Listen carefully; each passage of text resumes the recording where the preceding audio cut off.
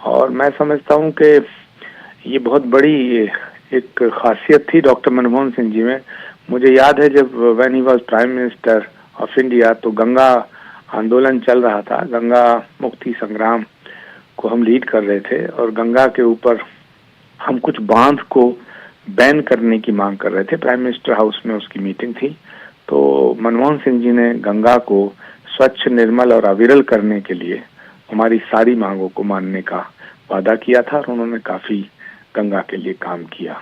तो आज इस कष्टदायक घड़ी में मैं परमात्मा से प्रार्थना करता हूं कि उनकी आत्मा को शांति दे और देश के राजनीतिक लोगों को उनसे सीख लेने की जरूरत है। बिल्कुल आपने सही कहा कि कभी भी किसी भी तरह का आरोप उन पर नहीं लगा और एक ऐसे नेता जिनकी छवि एकदम साफ थी और कभी भी यहाँ तक कि विपक्ष के नेता भी उन पर कभी इस तरह की उंगली नहीं उठाते थे। और हमने देखा कि 2 बार जब वो प्रधानमंत्री रहे 2004 से लेकर 2014 तक, तो उनका जो ये कार्यकाल था उस दौरान भारतीय अर्थव्यवस्था की अगर हम बात करें तो उस क्षेत्र में भी उनके योगदान को काफी याद किया जाता रहेगा।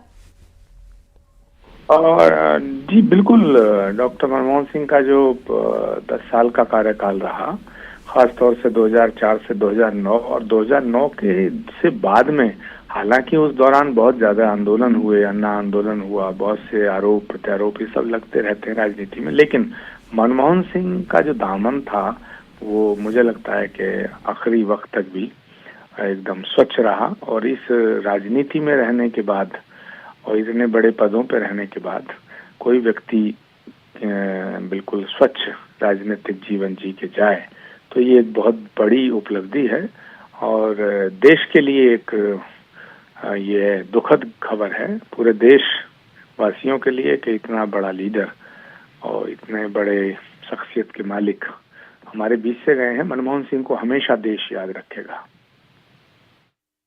चलिए, दुखद खबर। बहुत शुक्रिया आपका जुड़ने के लिए न्यूज़ 18 के साथ। हमारे साथ जुड़े हुए थे पूर्व कांग्रेस नेता और दिल्ली एम्स में उन्होंने आखिरी सांस ली।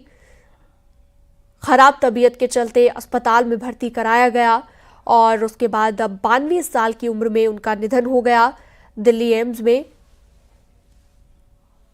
उन्होंने आखिरी सांस ली। हमारे साथ अब ये भी प्रमोद कृष्णम भी जुड़े हुए थे, उनकी तरफ से भी ये कहा गया कि एक ऐसे नेता जिन पर कभी विपक्ष के नेताओं ने भी कोई आरोप नहीं लगाया और एक साफ छवि के नेता, उनकी राजनीतिक सफर की अगर हम बात करें तो 1990 में जिस तरह से उन्होंने शुरुआत की और वित्त मंत्री भी रहे, प्रधानमंत्री तक का सफर उन्होंने तय किया और इसके बाद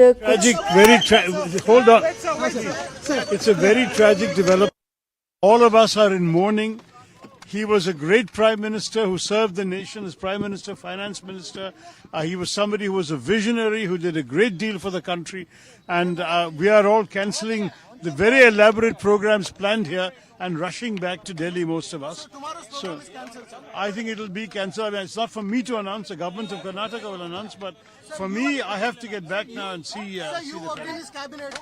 How do you remember him, sir? I remember him as a wonderful man, a good leader, a compassionate individual, a great visionary. Thanks. Thank you.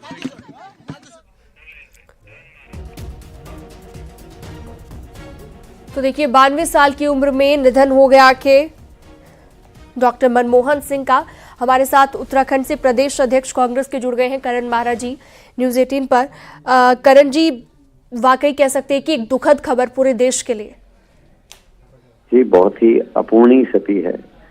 इतना बड़ा इकोनॉमिस्ट, इतना बुद्धिजीवी और इतना ज्ञानी व्यक्ति जिसने भारत की इकोनॉमी को कहां से कहां पहुंचाया, जिस घर में साइकिल नहीं होती थी वहां कार आ गई और लोगों का जनजीवन जो जीवन था वो काफी समृद्धशाली उन्होंने किया, भारत को आगे बढ़ाने का काम किया।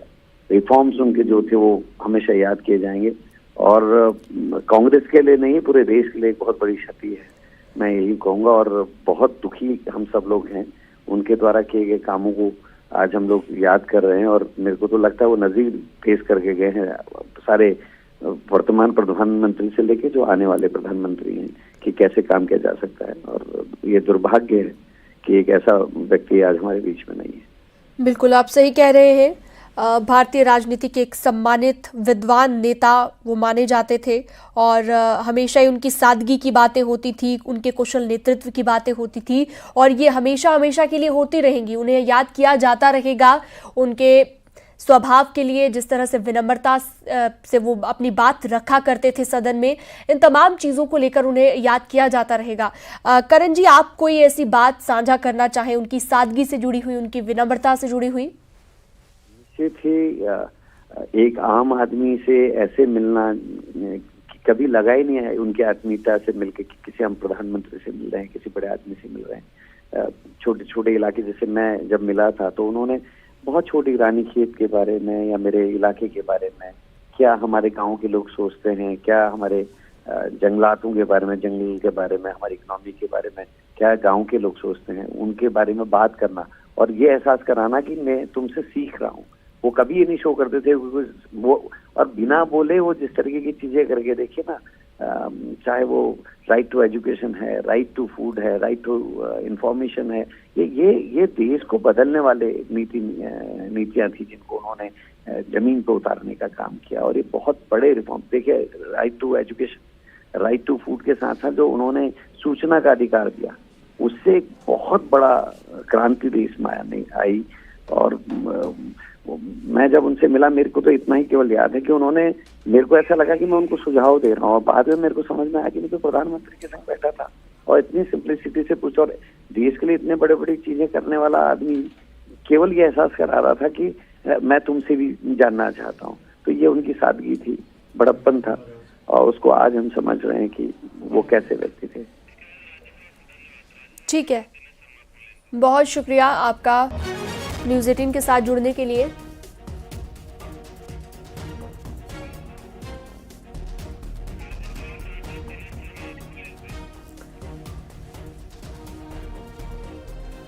राज्यसभा सांसद दिनेश शर्मा जी भी हमारे साथ जुड़ चुके हैं फोन लाइन पर। दिनेश जी, देश के लिए एक दुखद खबर, मनमोहन सिंह नहीं रहे। ऐसी खबर है जिसमें पूरा देश उनके परिवार के साथ में शोकाग्रस्त है। मनमोहन सिंह जी एक ऐसे राजनेता थे जो अपनी सरलता के लिए जाने जाते थे। अर्थशास्त्री होने के बाद भी एक सहृदय व्यक्ति थे जिनकी सज्जनता पूरे संसद में चर्चा का विषय बनती थी। मैं नया नया राज्यसभा का सदस्य बना और मैं जब मेरी शपथ ग्रहण हो रही थी तो वो कुर्सी पर, व्हील चेयर पे संसद में भाग लेने के लिए आए थे। उनके सहायक ने बताया कि मैं एक नया राज्यसभा का सदस्य बना हुआ, शपथ लिया है, तो उन्होंने उससे बुलवा के मुझे बधाई दी और हाथ मिलाया। एक इतने बड़े दिल का व्यक्ति जो सहज भाव में सबको उपलब्ध रहता हो, मैं समझता हूँ कि मनमोहन सिंह जी अपनी प्रतिभा के कारण जहाँ भी रहे, रिजर्व बैंक में रहे तो वहाँ उन्होंने सिद्ध किया। वित्त मंत्री के रूप में भी उनके कार्यों की प्रशंसा हुई और मैं कह सकता हूं कि एक बड़ी क्षति पूरे देश को है। ईश्वर उनकी आत्मा। दिनेश जी, आपके साथ कोई अनुभव रहा हो, कोई व्यक्तिगत कभी मुलाकात हुई हो, किसी विषय पर कोई चर्चा आपने की हो? नहीं, मेरे पहले तो मुलाकात नहीं थी, लेकिन जब मैंने राज्यसभा की शपथ ली तो मनमोहन सिंह जी को मैंने व्हील चेयर पर आते हुए देखा। उन्होंने मुझे स्वयं बुलाया, उनके सहायक ने बताया कि मैंने आज ही शपथ ली है।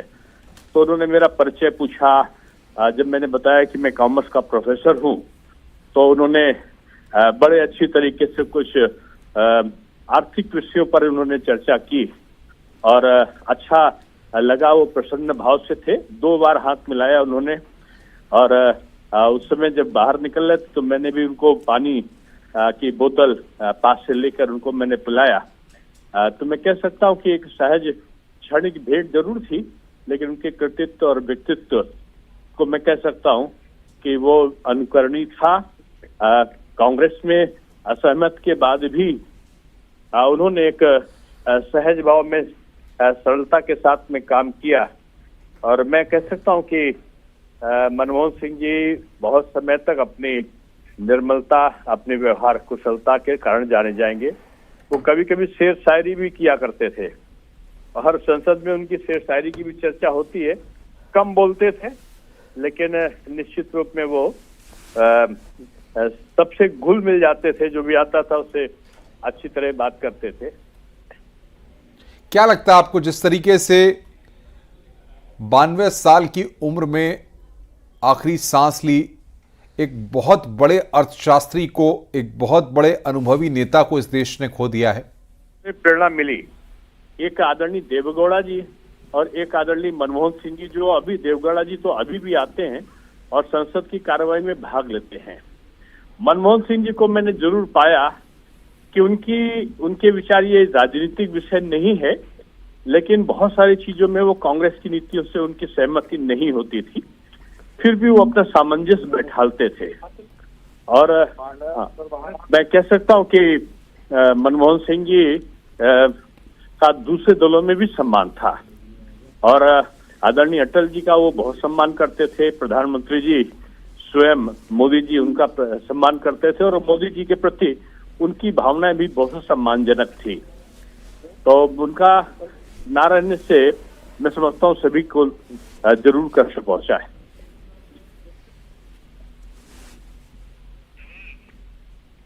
दिनेश जी, जिस तरीके से आप बता रहे हैं, संसद के अंदर हमने ये देखा कि बहुत सारे नेता अलग अलग सियासी दल में होते हैं, लेकिन उसके बाद भी दूसरे दलों में भी अगर उनका एक्सेप्टेंस है, उनको चाहने वाले लोग हैं, तो ऐसी छवि बनाना किसी के लिए इतना आसान नहीं होता है।